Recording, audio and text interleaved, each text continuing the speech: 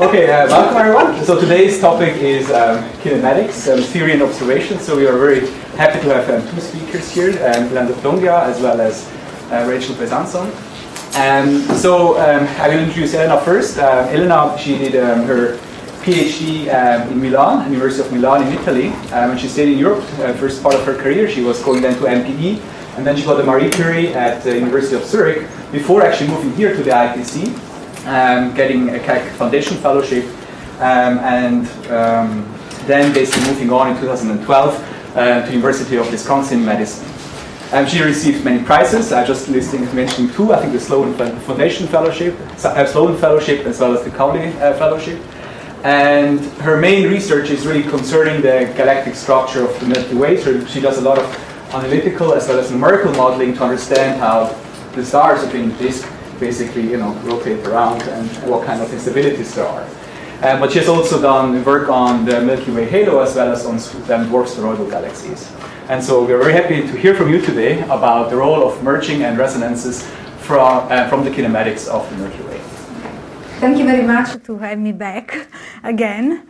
So today I'm going to tell you more than the theoretical work, behind the mergers or resonances. I think I really want to focus on what Gaia is telling us in terms of kinematics and what can we learn about the history of the Milky Way from the kinematics of the, the Gaia data. And the reason is that because, we entered in this decade of the Milky Way studies, and Gaia is giving us proper motions, is giving us distances for 2 billion stars, also radial velocities for 7 million stars in the DR2.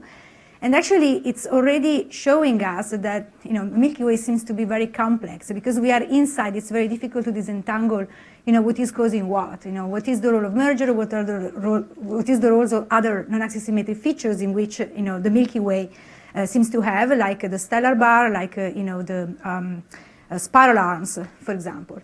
So the relevant questions that I'm trying to tackle is what can we learn from the kinematics about the merging, starting from the solar neighborhood and going beyond the solar neighborhood. What can we learn about resonances and especially the bar, the stellar bar, and spiral arms. So this is one of the plots that you usually probably see most of the time. This is the solar neighborhood from Gaia DR2. This is in the local standard of rest, so it's basically these are the radial velocity of the stars around the sun, and these are the velocity, the tangential velocity, the azimuthal velocities around the sun. This is rescaled with the circular velocity of the sun, and so this is basically in the measured averaged on the proper motion on the average motion of the stars around the sun. So the sun is more or less here, roughly here.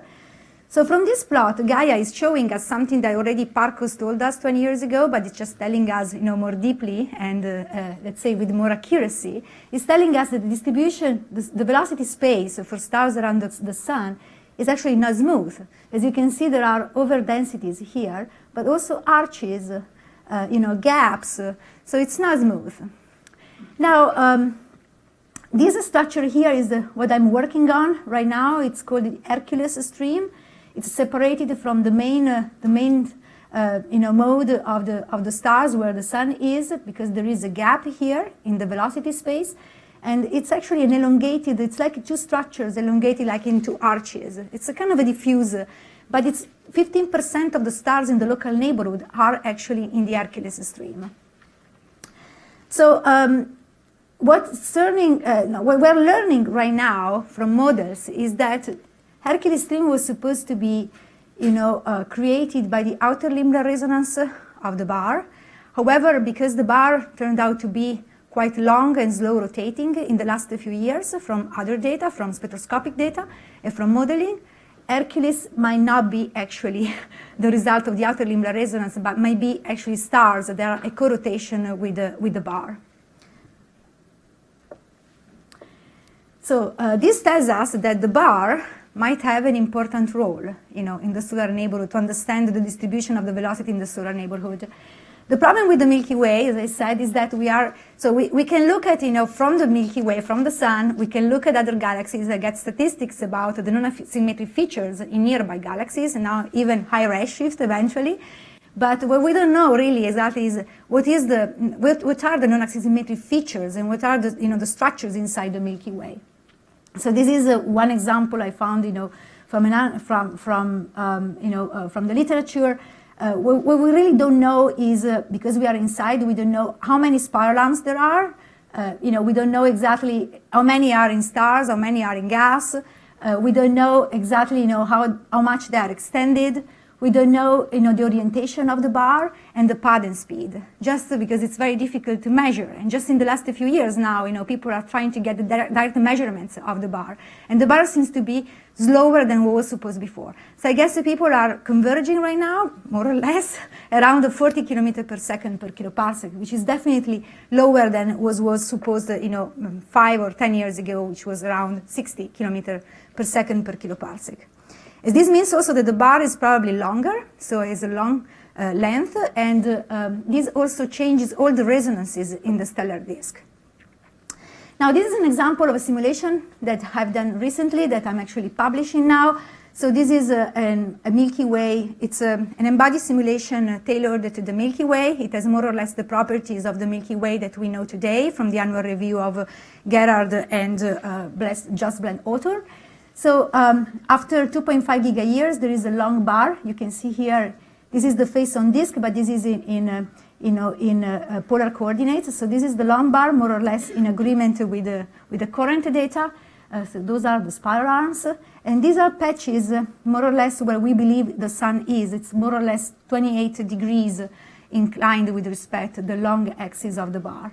And of course, this is the asymmetric patch because it's we have 180 symmetry in the bar. So what I want to show you is what is the Hercules origin now, if we believe that the bar is actually long and slow rotating. So I selected the stars that in the solar neighborhood looks like Hercules, and then I followed them in time. So this is the evolution of the Milky Way, and this is the patch today. So these are the black stars are here, the stars of Hercules, which are followed back in time. So you can see initially, in initial conditions, the stars, they follow an exponential profile, so they follow exactly the stars at the underlying disk. After some times, when we form the bar, so these are the two Lagrangian points perpendicular to the bar, which are the two stable Lagrangian points. So stars circulate still, they are in phase with the bar, and I'll show you how. They are in phase with the bar. So the stars that today are in Hercules, they're in phase with the rotation of the bar, but they're still circulating through the disk. It's only in the last 0.5 gigayears that the stars get trapped, vibrating around one Lagrangian point. And because they have a very high excursion, so very high amplitude in their epicycle, they actually get into the solar vicinity. And the reason is because the co-rotation of co-rotation of the bar in these models where the bar is actually long and slow rotating is around 6 kiloparsec. So it's not that far away from the sun. In the past, it was supposed to be around 4 kiloparsec. So because it's not that close, all the stars that are vibrating around the Lagrangian point can get to the solar neighborhood. So those are basically Trojans, so stars that are vibrating around the Lagrangian point, visiting the solar vicinity, Trojan in the solar vicinity. These are the kind of orbits that those stars have. So you see, initially, when I showed you that they are circulating, I would say, as a dynamicist, circulating across the disk, they are actually already in phase with the bar. And you can see here, so this is actually the co-rotation, and these are the orbits of the stars, of these stars that will end up to be in Hercules. So initially they are retrograde. So those are the donkey orbits from Donald Lindenberg that he studied a lot. We have an example now of donkey orbits. So they do not cooperate in the motion because they are on retrograde orbits. And you see they actually, they go around, they are in phase because they have this retrograde motion around co-rotation of the bar. So they are a co-rotation of the bar. But after some times, because the bar becomes so strong, actually, because of the torque of the bar, when the bar becomes big and, and an important component of the disk, the stars are not able just to circulate any longer. They get induced in librating around the Lagrangian point. So it's actually the torque of the bar. They make them losing and gaining angular momentum. At this point, they are actually Trojans now. So they become librating around one Lagrangian point, and after some time, they escape again. So the amplitude of their epicycle becomes so large, then they can escape this stable Lagrangian point. So it's a kind of a steady state where new stars get trapped, a co-rotation, then they librate around the Lagrangian point, they escape again. Now, what can we learn again from kinematics? So we learned so far is that eventually the bar has a big influence because 15% of the stars are in Hercules, in the solar neighborhood, and they seem to be part of the bar. I don't have time to tell you, but even other parts of the solar neighborhood, I think might be still resonances of the bar. However, we know more information now for the first time. So this is the solar neighborhood in the UV plot. Actually, no, this is actually the radial velocity versus the azimuthal velocity. Solar neighborhood, this is the sun, this is Hercules. So what Gaia is telling us now is that the azimuthal velocity as a function of the radius, even if we go beyond the solar radius. So this is actually data, these are Gaia DR2, between 6 and 12 kiloparsec. It's just like a slice taken, with the Gaia DR2. And now, so this is Hercules. So this is the sun. The patch of the sun is around here. And this part here is Hercules. The colors here, the color bands, is actually the radial velocity. So it's interesting because we see undulation, presence in the disk, and a flip between positive and radial velocity. And I think people are still debating what is this. If this is the effect of spiral arms, because we see across the disk at a certain point, we don't have the bar effect any longer. So definitely it is spiral arms, but it's specific resonance, is the co-rotation that causes this. A co-rotation, we know that there is a flip of radial velocities, but however, I think there's no consensus yet. And I can show you that, I'm studying this, and I can reproduce also these kind of stripes, in radial velocities, also in the simulation. This is my solar neighborhood. This is actually Hercules. Of course, I don't have the resolution of Gaia, unfortunately. But you see, this is the case where this is Hercules, and we see a flip of the radial velocity, in Hercules between positive and negative. So definitely this is something that possibly there is a role of spiral arms in undulating the disk, but this was unknown before. Another sign that we have, that's a kind of a new insight that comes from Gaia DR2 in the solar neighborhood is what is called the snail. So this is actually, again, we use kinematics, is Vz versus Z. So this is the Z component of the velocity versus the Z component of in space. And this is color here, colored by the azimuthal velocity. So you see the stars seems to have like a spiral, like a snail. So the distribution is not smooth. And this is a sign, people interpret it as a sign of the disk being locally out of equilibrium. And this is one of the things that actually Gaia DR2 is showing us. We had some clues about, but I guess now we're getting confirmation about. So what is the origin of this and why it's so interesting, at least for what I found interesting, and we did some work on it. So first of all, because in this case, it could be, the effect of a resonance, but it could also be the effect of minor merger or, some other perturbation in the disk. Indeed, I've studied for some time now what happens when a satellite punches the disk, and the disk actually responds to the perturbation with features like initially it's an M=2 mode and then becomes a ring. Now, to tell you, so the important part of this is that we already found in 2016. And this was actually a work that was, I started when I was actually in Harvard, when I was here.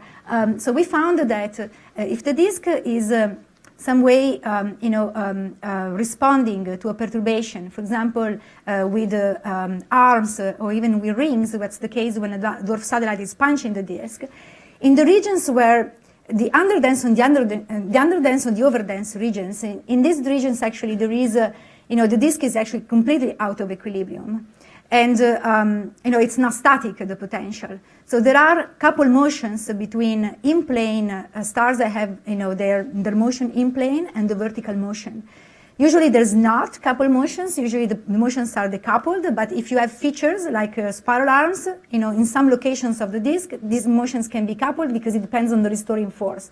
When the stars feel less restoring force, they start, slowing down the vertical oscillation, and they can couple with the in-plane oscillation. And this actually turns out to be one explanation for the snail. So it's probably an evidence of this motion, of this coupled motion. But what we have used this coupled motion for? So to make the point that if the disk is out of equilibrium, one of the classical arguments that people have used to measure the local density of the disk, which is the Oort limit, the local matter density, has assumed always, studied the kinematics of the stars because we don't have the accelerations in the data. So the idea is through the Jeans equation and the Poissonian equation, combined together, using kinematics, we can infer the local density of the disk and also the complementary local density of dark matter. But the problem is that we also, if you assume this, like from Oort, well, this is not from Oort, but let's say Oort was the one that did it 100 years ago, assuming the Jeans equation, you make the assumption that your disk is at equilibrium and the potential is static. Now, what we're finding is that the disk is out of equilibrium, not too much, but a little bit. So even locally, we can't really apply the Jeans equation. So let me show you just the result of this work. This is using a simulation where, a satellite as massive as Sagittarius has punched the disk. And, we infer here the surface density of the disk locally, like the Oort limit, as Oort did it. And what I want to show you here is that basically the yellow one is the total dynamical surface density, and this is the stellar density that you get. So, and these are the two. There are two folders. These are unfolded, so we put the two branches because there's a wobbling going on in the disk, so it's very difficult to fold it. However, you can see that this is as a function of the surface density. So basically, each of these panels here is a different azimuth.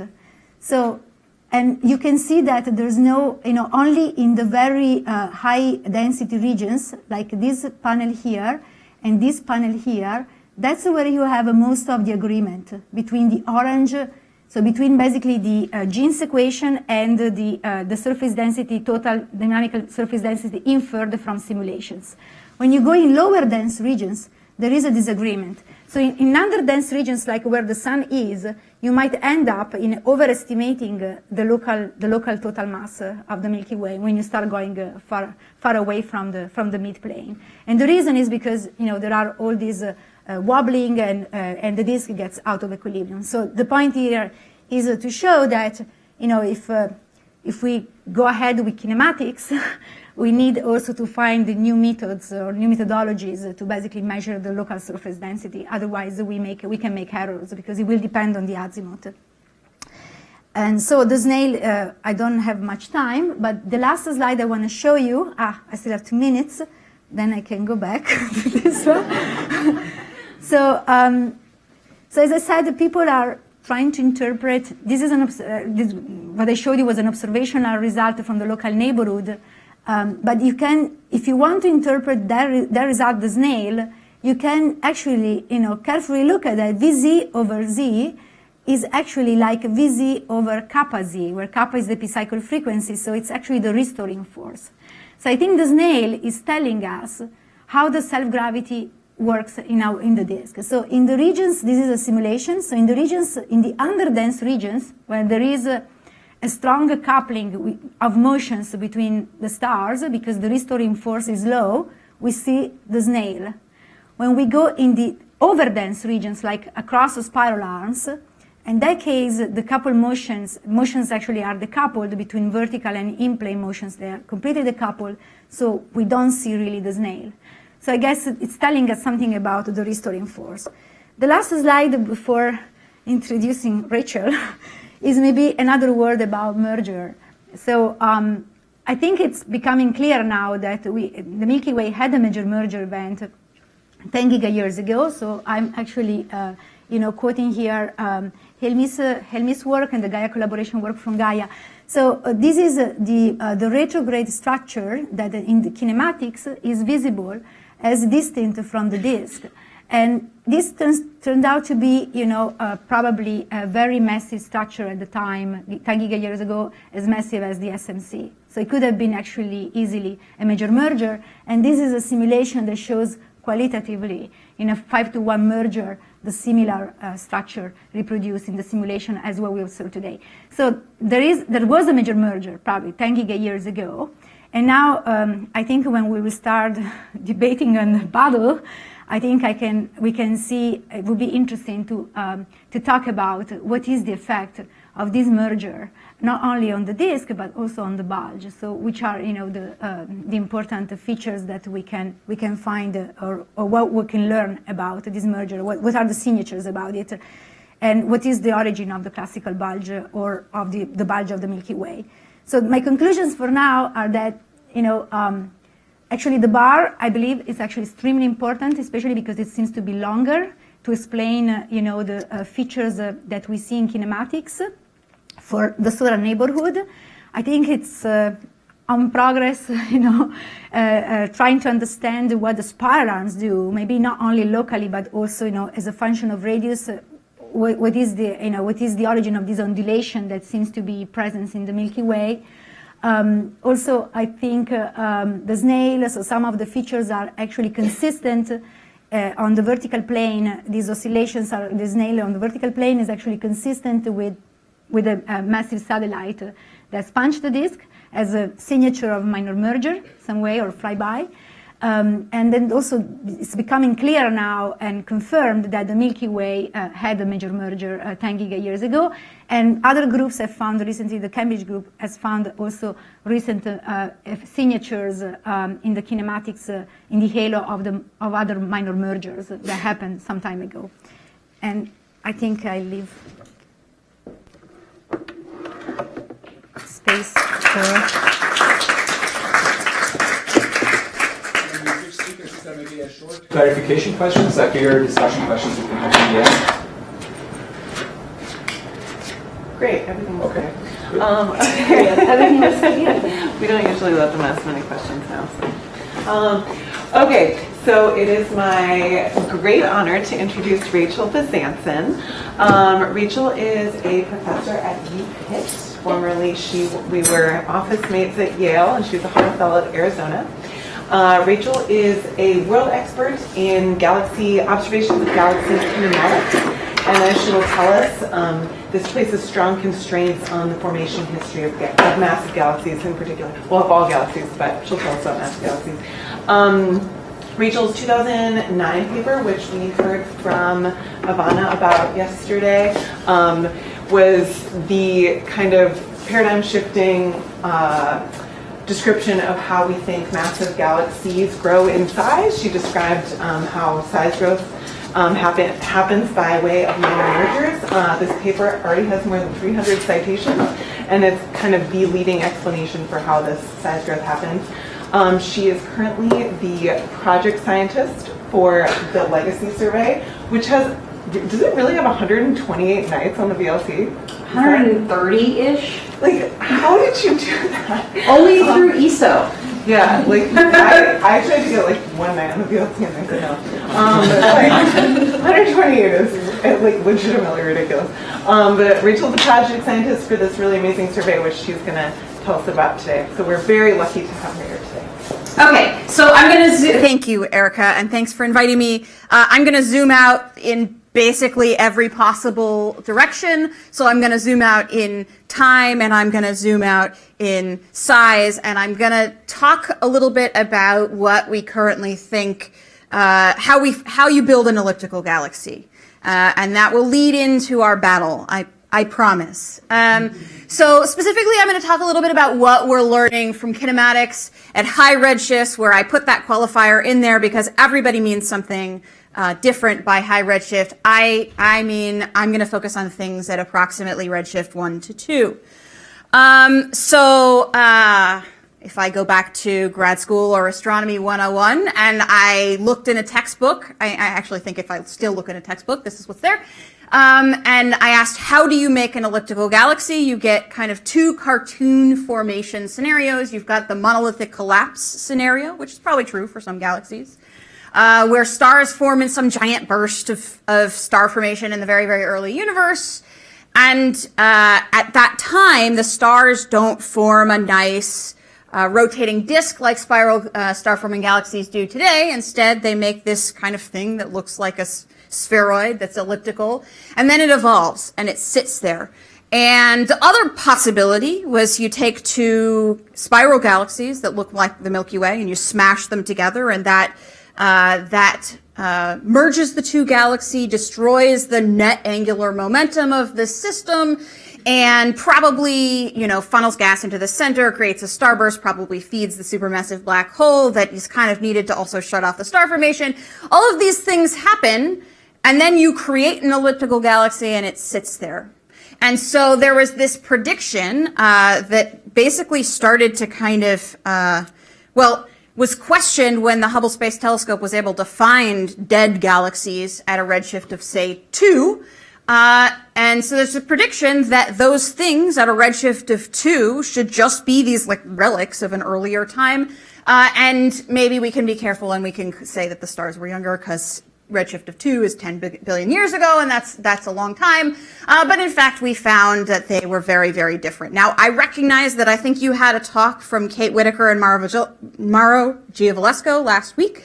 And I'm hoping that they talked all about this, and that you'll just take my word for this statement. I'll go very, very quickly through a couple of these pieces of evidence, but basically, when you look at the progenitors of elliptical galaxies at a redshift of, say, 2, every easily observable property of those galaxies has evolved in that 10 billion year period. And so people have... So I'm assuming, so I mentioned the size. I'm going to skip that quickly. You'll trust me that I can give you a more scientific figure than my cartoon. But people have also suggested that there is an evolution in either the shape of the density profile, which is suggestive of a change in morphology. This color coding is the opposite of what I would have chosen, but that's okay. So red is local and purple is high redshift. So at high redshift, the density profiles are more like exponential disk profiles, and at low redshift, you get that kind of outer envelope that we are familiar with in a de Vaucouleurs profile. So that's kind of going from more exponential disk-like to elliptical-like. That's suggestive, but there's actually not a prediction that elliptical galaxies or that dispersion-dominated galaxies should look like de Vaucouleurs profiles. I have seen derivations for an exponential disk profile, but not for spheroids. Some people have been even more bold and looked at images like these and suggested that based on images like these, galaxies, massive, compact, quiescent galaxies were disk-dominated. I will let you decide, but if you are anything like me, if you would like to tell me that something is a disk, then you have to convince me that that disk is rotating. And this is where we get into kinematics. Okay, but the picture that we have to at least describe this size evolution is that the process of assembly is really important for the formation of elliptical galaxies. So it may be that these compact quiescent cores at redshift of 2 are rotating. I haven't proven that to you, but it has been suggested. But they certainly are more dense, like all of the mass of the Milky Way into the bulge of the Milky Way dense. And what we think is happening is that you build up an outer envelope through time via minor merging. And I believe Ivana gave a talk about this earlier this week. Okay, so again, I don't know that I need to give too much introduction to this, but Elena touched upon this. I don't think it's surprising that as we have these beautiful simulations of galaxies evolving in a cosmological context, we're starting to think about not just two big things smashing together, but we're starting to think about the kind of context, the minor merging, the longer processes, the slower evolution. So this is illustrious not TNG formation of an elliptical galaxy. And on your left, my right, you can see this galaxy is building up this outer envelope. So this is kind of the picture that we have in our minds. And what I wanted to focus on in this short talk before we start battling is that question of whether these galaxies were disk-like, okay? Because we actually can now do some empirical tests of this. And I'll reformulate the question. How do you make these compact quiescent, compact non-star forming galaxies?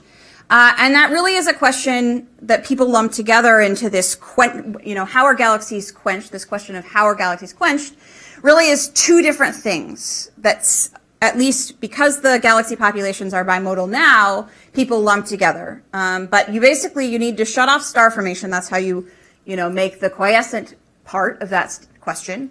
And then you need to do you need to accomplish some kind of morphological transformation. And it's not clear that those two things have to go hand in hand. And in fact, this question of whether these compact quiescent galaxies are disk-like is just another reframing of the question of whether star formation is shut off at the same time as structures are changed, morphologies are changed. Okay, so there are a number of physical mechanisms that have been suggested to make these compact quiescent galaxies. I make no attempt to even distinguish among these or give you an answer yet. But, possibilities. This first one, dissipative collapse in the early universe and cosmological starvation. This is one that Sarah Wellens observed in the illustrious simulations. That sounds a lot like monolithic collapse to me. And then there's, you can see in simulations, you can also find galaxies that, go through a gas-rich merger and a starburst, create something compact, and you need the supermassive black hole feedback. So you see that in some simulations. And then there's also this process that is, from what I can tell, it's actually a combination of a bunch of different processes, but that get kind of put under this umbrella term of compaction, where you get clump migration. So you've got a big disk that's clumpy, and this is fueled by either instabilities in the disks or minor gas-rich mergers. And those clumps migrate into the center of the galaxy, and then they become more compact, and the star formation shuts down. And each of these models creates a different type of product at the end. Some of these will create rotation, and some of them will not. And so I'm going to focus on whether we can detect, rotation in these things. The other thing that I just wanted to say explicitly is that if we think that galaxies assemble through a stream of minor merging, then we actually have to look back at this question at an earlier epoch. Because as you have things coming in, adding significantly to the mass of the galaxies and building up an outer envelope, they do that on random orbits. And so they destroy the ordered orbits when you integrate the light from all of those things. Okay, so there have been approximately 2 efforts to measure the resolved kinematics, the resolved stellar kinematics that are necessary to distinguish between rotation and dispersion support at redshift of 2. For 4 galaxies, yes, I can count one of these galaxies is also that galaxy. This currently, because you need to, okay, these are quiescent galaxies, And I will be explicit. You have to measure the stellar absorption features, and you have to measure them in a spatially resolved way. And that requires a 30-meter class telescope, which we do not currently have. So this can only be done at redshift of 2 with strongly lensed galaxies. And strongly lensed galaxies are rare. Quiescent galaxies are rare. Massive galaxies are rare. And this may be approximately the only 4-ish galaxies in the universe that with a 10-meter class telescope we can look at this question. But people have, so Sunetoft and Drew Newman have done the Herculean efforts of going and staring at these things with the biggest telescopes in the world, and have measured rotation curves and velocity dispersion profiles, and done the genes modeling to derive V over sigma measurements for these galaxies. We have to be a little bit careful. So these are nearby galaxies from the SAMI survey. So V over sigma on the vertical axis and ellipticity on the horizontal axis. Early type galaxies, elliptical galaxies, and late type galaxies, spiral galaxies, are all here. And the one thing that you notice, or that you should notice, is that these things, both samples of galaxies, lie in very similar parts of phase space. Well, they overlap, right? And so it is very hard for me to look at these 3 data points and tell you whether those 3 data points are more like early type galaxies than late type galaxies. This is really the kind of thing that has to be done for populations of galaxies. Now, it is suggestive. They all of these 3 data points, these are the three of the lens galaxies that I showed you before, lie towards higher lambda, which is basically V over sigma for people who have IFUs. IFU spectrographs, and you know the saying about if you have a hammer, then everything looks like a nail. Anyway, so lambda is just a measurement of V over sigma, and so you can see these things lie at high V over sigmas, but they don't necessarily lie in regions that are only inhabited by late type galaxies. So these are probably, you know, approximately fast rotators, if you like that term. They may be more like lenticular galaxies, if you prefer that terminology. But you have to be really careful with small numbers. So really what we need, if we want to learn something about whether these progenitors of elliptical galaxies, whether the products, direct products of the quenching process are disks, is a population of galaxies. Okay, so very quickly, I'm going to show some spectra, and I recognize that this is a theoretical talk, but I promise I'm going to show you spectra that even a theorist would love. So we've learned an extraordinary amount about the demographics of galaxies in the nearby universe from the SDSS, partially because the SDSS was deeper than it needed to be for its original purposes, and partially because it targeted everything. And so we have all of these spectra of star-forming galaxies and quiescent galaxies. And you learn about the ionized gas and the stars in those galaxies for everything that fits and everything that doesn't fit. And the most massive galaxies are quiescent galaxies. These are the ellipticals that I'm focusing on today. As we push to the high redshift universe, this is a spectrum that a theorist would not love. I would love that spectrum. But this is, as you kind of push spectroscopy to higher redshifts, this is approximately the highest signal to noise that you'll get from most high redshift spectroscopic surveys. But look, I can do a redshift by eye, and there's no emission line, so that's pretty good. The data that I'm going to talk about are from the LEGA-C spectroscopic survey. So these are actual data. You can tell because, you know, there's some noise when we try to subtract out the telluric underneath the best fit model. We target galaxies at a redshift of 0.6 to 1. This is why I have to give that caveat about what I mean by high redshift. But that's half the age of the universe in look-back time. And the survey, we just finished 130 nights with the VLT, not all at once, over 4 years, which is still a lot of observing time, which we had to do ourselves. And so it's a K-selected massive galaxies of all types and colors. I'm going to focus very briefly on the quiescent population, but we have tons of star-forming galaxies. And from this kind of spectrum, you can easily measure the galaxy kinematics. You can do it from one-dimensional spectrum. So this is, you can study the velocity dispersion, the spread, the width of emission line features, so the ionized gas velocity dispersion and the observed stellar velocity dispersion from the integrated one-dimensional spectrum. And you can see that ionized gas actually does a very good job of tracing the stellar kinematics in the galaxies. You can use that to measure familiar relations like the mass-favor-Jackson relation. You don't have to take anything away from that. But this data set is even more rich than we expected. So that was in the proposal. But it turns out that when you stare at every individual mask for 20 hours, you get more than just an integrated measurement for every galaxy.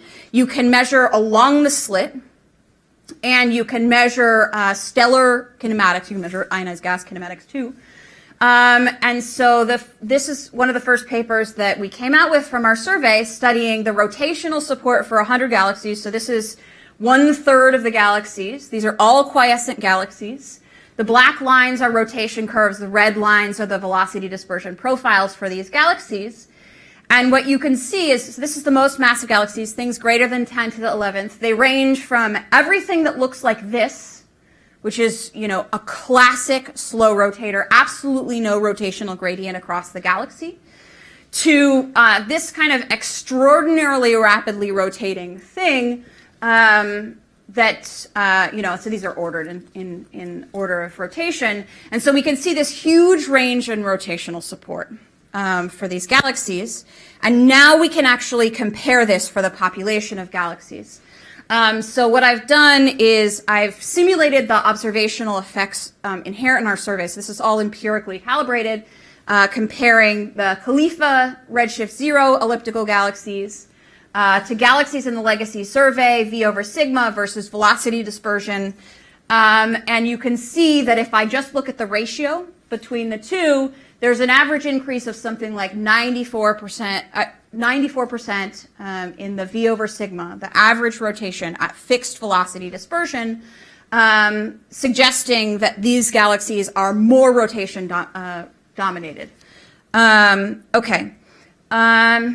I'm not going to flash this result. There's a kind of cute result from the nearby universe, or confusing result from the nearby universe, that the rotational support of elliptical galaxies really is only driven by mass and not by density. And we actually see that starts to break down at redshift of 0.8, such that the most massive things are only slow rotators exclusively in the densest environments. This is work that was led by an undergraduate student of mine at Yale. At Pitt. Okay, so before we battle, I'm just going to wrap up with some cliff notes. The first thing that you take away, if you take away nothing else from this talk and the talks last week, is that basically the progenitors of elliptical galaxies today looked very, very different in every easily observable way. And in fact, they were more heavily rotation supported. I'm not saying that they're disks, they were not. But they were more rotationally supported than they are today. And we think that they evolve into the ellipticals today through a vast, a significant amount of minor merging, okay? And I'm not sure what the dominant mechanism is that shuts off star formation and transforms galaxies. But it doesn't necessarily have to destroy all of the rotation. Okay, so I'm going to shift gears. Let's see how naturally I can do it. So the battle that we came up with, given that we were on many different scales, goes like this. Are the bulges and spiral galaxies like the Milky Way, just like little elliptical galaxies? Okay, and in order to do this, I looked up quotes from Battlestar Galactica, which I have watched, but it's been a long time, which remind me I should go back and watch it. So in war, you can only get killed once. In astrophysics, it can happen over and over. Okay, So it seems like minor merging is critical, not necessarily for the formation of that progenitor of an elliptical galaxy, but for the assembly of what we now call an elliptical galaxy. It's incredibly important for the evolution of ellipticals. We heard that it may be important for the evolution of the Milky Way, but is this formation mechanism the same for bulges? So I have two examples why we think it might. So here is the M-sigma relation. The M-sigma relation cares about the bulge, right, in a spiral galaxy, and it cares about the elliptical galaxy. Minor dry merging probably doesn't actually impact either of these properties, either the black hole or the velocity dispersion of the bulge. It might actually impact the luminosity of the bulge.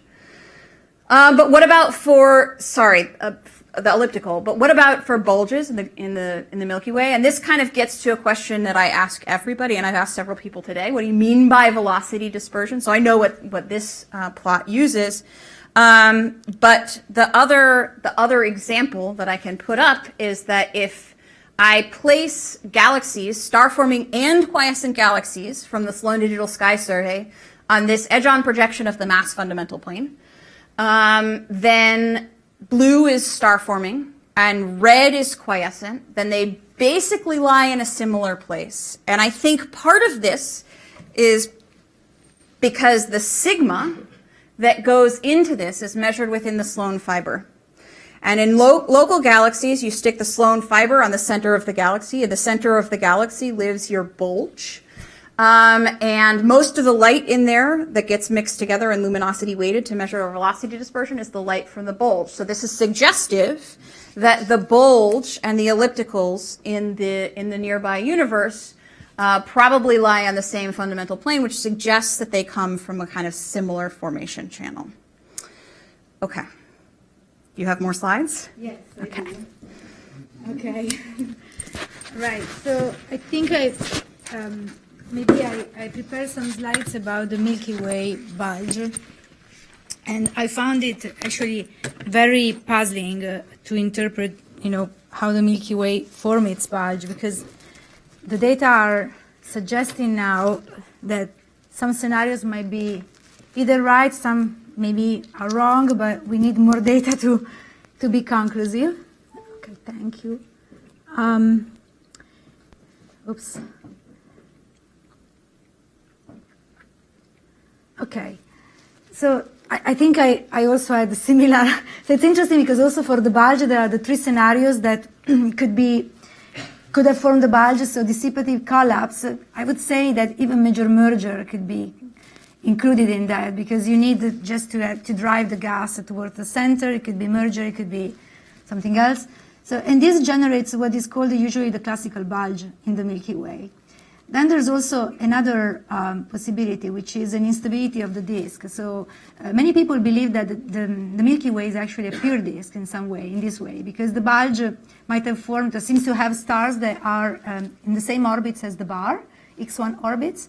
So this means that the disk might have produced actually even the bulge, and people call the kind of instability that happens on the vertical plane of the bar when it's formed. After some time it's formed, people believe that there is this buckling instability on the vertical plane that brings to the heating of the bar, and and the bar becomes thicker. And they believe that, many people believe that this could be the formation of the bulge in the Milky Way. A third scenario, I think, is similar to what you already said for high-redshift galaxies. So, there are these star-forming clumps that, because the universe at high redshift looks like so clumpy, and the galaxies look like so different from the nearby, eventually these clumps might migrate towards the center by dynamical friction, and then maybe forming the bulge. So let me show you some of the data, what the data tells us about these three scenarios. So evidence in favor of the classical bulge. If you look at, so this is a recent work from Kunder et al., which I found in the literature.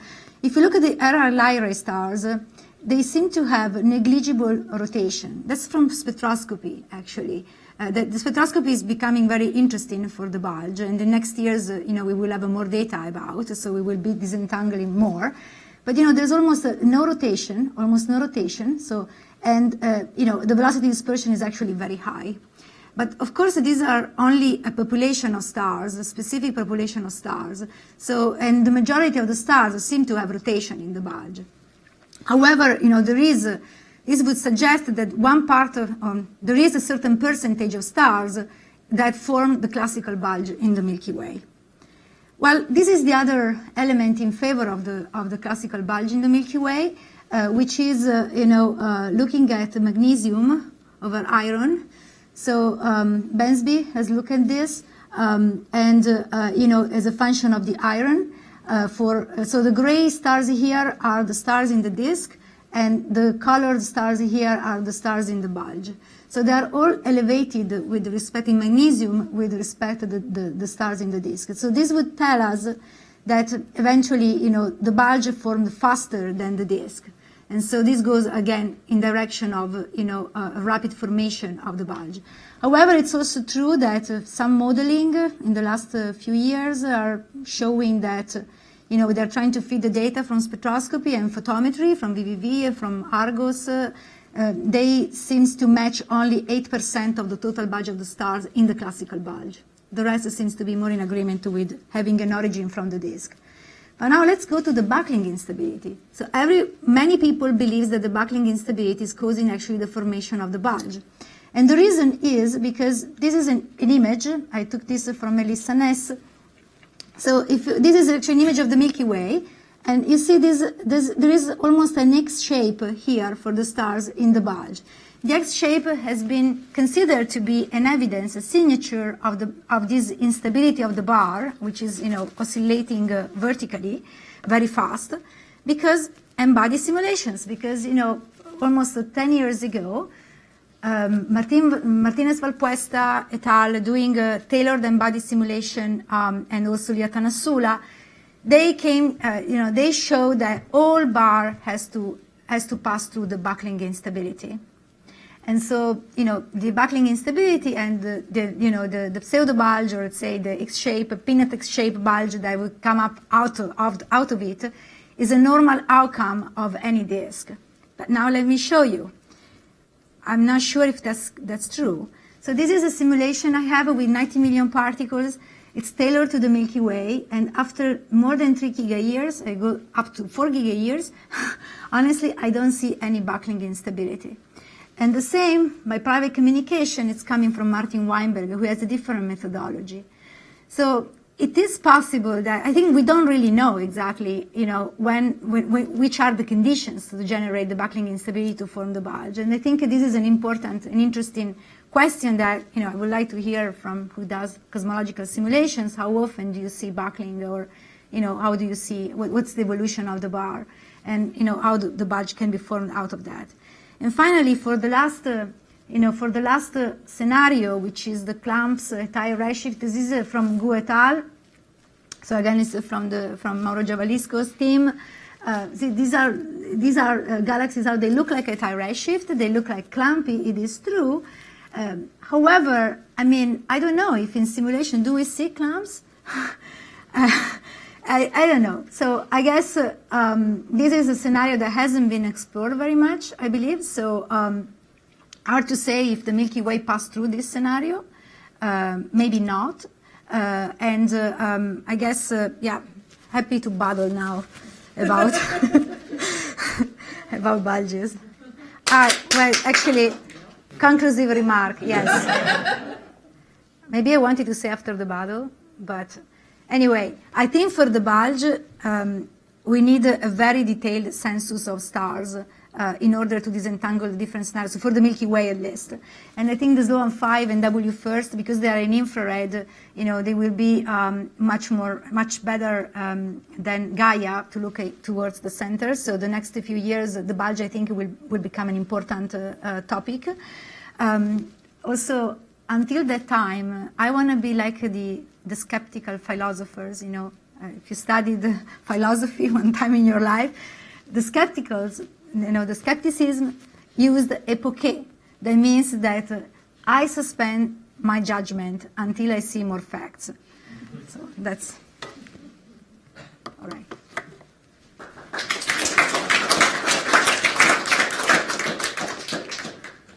right, anyone want to take on these guys? Express your opinions. This is like the only time when it's okay to say, like, I have a comment and no questions. We could vote. This is not about the battle part, but something Rachel was talking about earlier. I got confused about the difference in terminology. Yeah. So a lot of times people speak of early type galaxies, and then we speak of elliptical galaxies and lenticular / S0. And so a lot of people have just kind of sloughed that over. S0 lenticular is a disk galaxy that has rotation. So getting the specific question, the plot you showed, comparing high-ish redshift galaxies that rotate to low redshift sample. I don't know that paper, but you referred to that as plotting ellipticals, which in that case would have been selected to be. Those were selected by color, so they would include lenticular galaxies. Okay. Thank you. Yeah. But why weren't there any fast rotators? Oh, so it's an observational effect in short. So basically, what I showed you were the galaxies observed as if I was observing them, and beam smearing. Basically, you take a slit and you put it on the galaxy, and your slit width. At a random angle?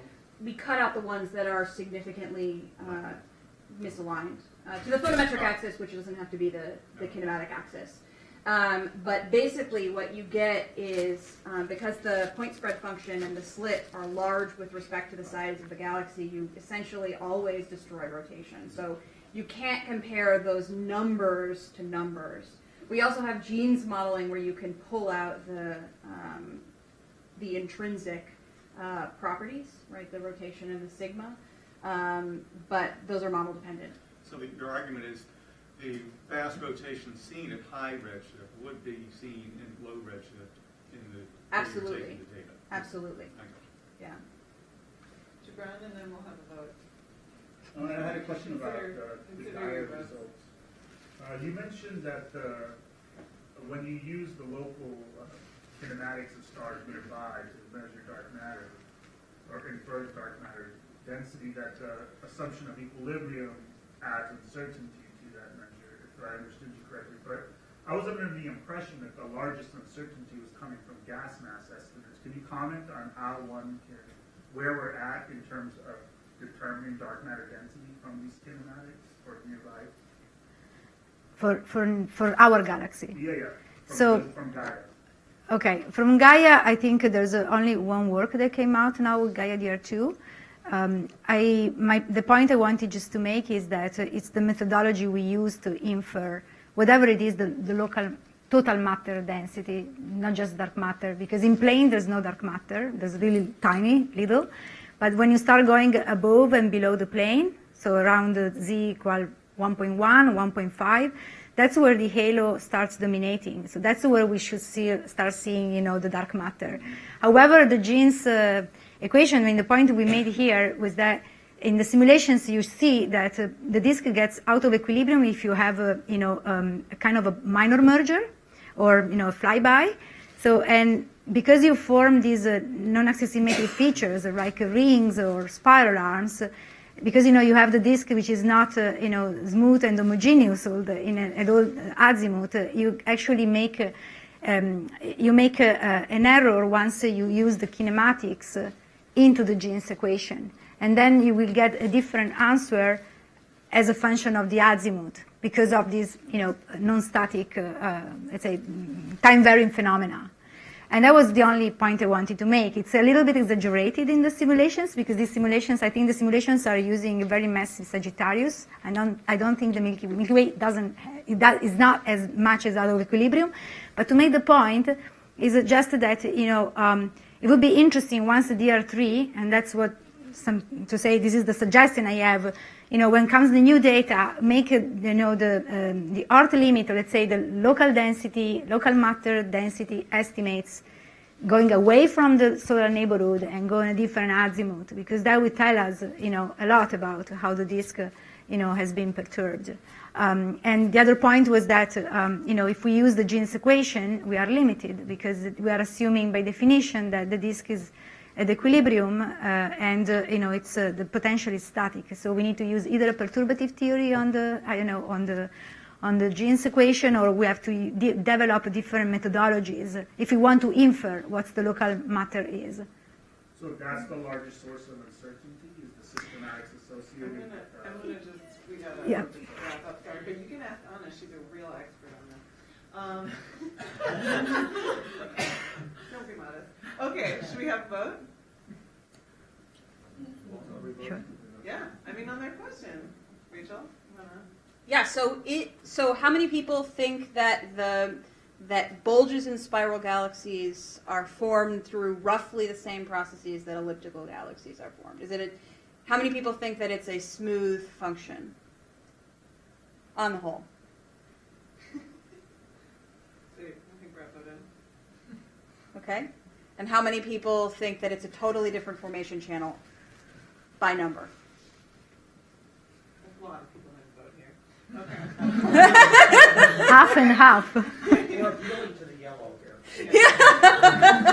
And how many people are skeptics? Let's give them a round of applause.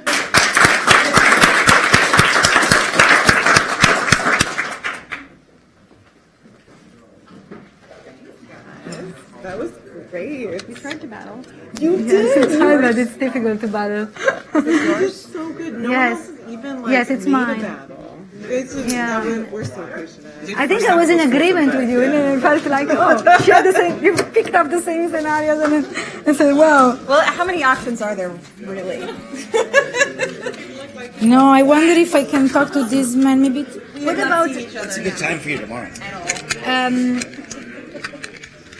the early afternoon, or before, or at 9, which won't be here, 9 a.m.? I can be early. So, Can you? Oh, sure. 9 a.m. I come to your office. Thank you very much. Thank you for taking some time for me. No problem. so there is. We don't even have integrated abundances is the first answer, but that is something that I have a student who I would like to start working on that. So that's step one. There is a postdoc at the MPIA who started looking into whether one can measure age gradients. So basically, the problem is that your point spread function is similar in size to the galaxy. And so what you're doing is you're mixing the light throughout that entire gradient. So it just destroys any gradient that you can measure. That's